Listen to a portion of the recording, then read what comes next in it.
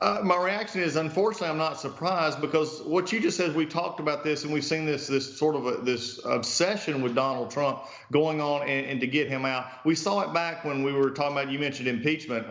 That is something we saw that they didn't care what the facts were. They just wanted to get rid of Donald Trump. In the meantime, we had the virus begin. We had our attention diverted because we were going through this sham impeachment. What concerns me the most is when scientists, when those who are entrusted to follow facts wherever they may lead, were so concerned in this new woke culture, if you would, to be associated with Donald Trump that they were willing to either suppress the truth or hedge the truth. And in the end, they cost people's lives. That is something that is very disturbing. And frankly, for the world, needs to be investigated and cannot stand. There was also something very telling in this NBC News story about this. They talked to Alina Chan. She's a virologist at the Broad Institute of MIT and at Harvard. And here's what she told NBC News. At the time, it was scarier to be associated with Trump and to become a tool for racists. That's what her, I guess, characterization of Trump supporters is, so that people didn't want to publicly call for an investigation into the lab origin. So they were probably worried about, racists. By racists, I assume she means people like you and I who would have cited this factual information on Twitter and things like that. Probably would have been shut down there. But, this is how they think, Doug, that anyone who actually has a differing opinion from them is a racist. I'm so sick of reporters, especially the D.C. crowd, the mainstream media. I'm so sick of them worried more about their place at the cocktail party than they are about being broadcasters. I'm sick of reporters, stepping forward and saying, "Oh, Vice President Harris, it's such an honor to, ask you questions. I actually voted for you the first time."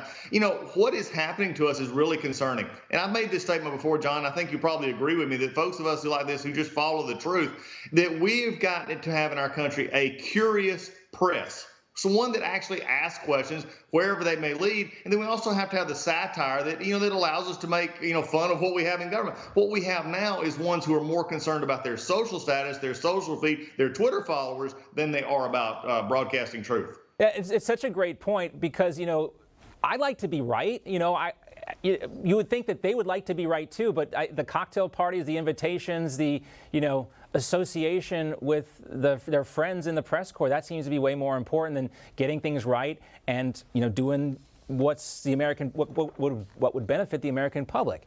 I also want to play this soundbite from Dr. Fauci again. He says, he claims rather that the scientists did not deliberately suppress the information regarding the lab leak. Here he is. We always felt that you've got to keep an open mind, all of us. We didn't get up and start announcing it, but we've always said keep an open mind and continue to look. Now, I know we talked about this, how relieved you were to get out of Washington, but when you see a clip like that, I know the Doug Collins, the litigator, you wish you were still in one of these committees so you could question him, don't you? Oh, we would have had, moments for days on this. Are you kidding me? Is this what you're actually saying? And Dr. Fauci, your 15 minutes are so expired that it is terrible. You're now recreating yourself every day. It must be terrible to be Dr. Fauci, to wake up every day and say, how can I spend what I didn't spend last year or I did spend this time? To say this deliberate, they suppressed it. It's just a sad state when we put people in charge like Fauci who are just simply, becoming tools and puppets for things that he would just want to put out there. How he's got a job still amazes me. Why he has a job still amazes me. And why people put any faith in him still amazes me. But you've hit it perfectly, John. This is why people are just not trusting government anymore. This is why we have a crisis in our elections. It's why we have a crisis, of confidence in our leadership, because they see this kind of stuff every day. Look, don't parse words with the American people. The American people will see right through it. And when you're lying and people's lives are being cost because you're playing politics, shame on you. Right. We're not anarchists. We do believe in good government sometimes, and this is not going to be the last pandemic we have. You need people you trust. You need people at the CDC who can lead this country through something like this. You can't have somebody like Dr. Fauci who's been on both sides of every single issue when it comes to the pandemic, masks and vaccines and things like that, and the Wuhan lab leak. The lack of confidence I think a lot of people have in him is important.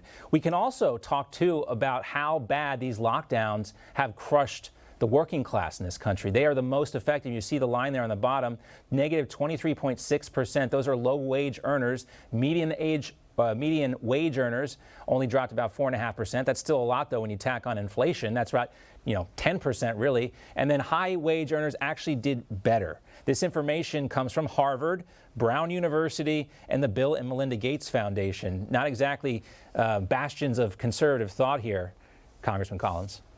No, it's not. But wow, it took them a study to figure this out. I mean, really, come on.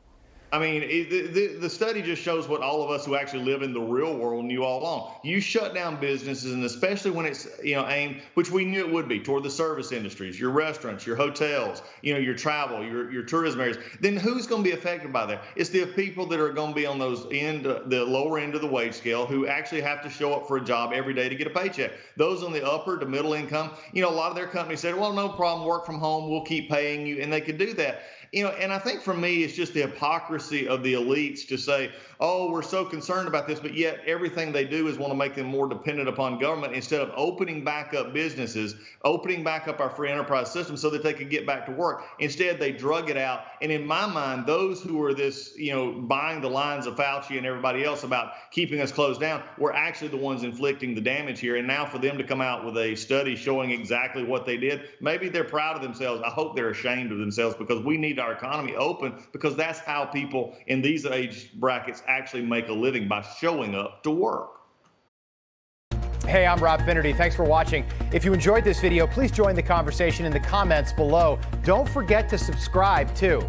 Hit the bell icon to be alerted to breaking news. And remember, there's a whole lot more on Newsmax TV, America's fastest growing cable news network. Newsmax TV, we're real news for real people.